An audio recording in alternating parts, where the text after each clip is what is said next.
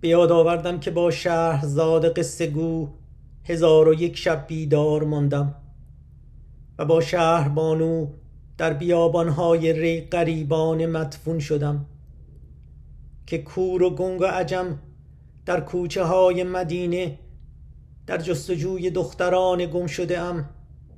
هر شب فریاد کنیزکان نابالغ را در هجنه های خونین زفاف شنیدم و به یاد آوردم که برای پاسداری از عصمت حرمسراها اخته شدم.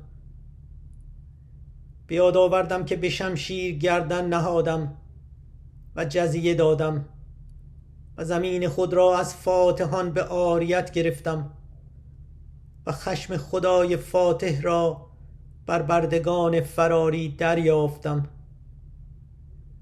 به یاد آوردم که جانشین خدا را بر زمین برگزیدگان یک دودمان موروثی کردم و بر سر این ایمان 1000 بار به شهادت رسیدم.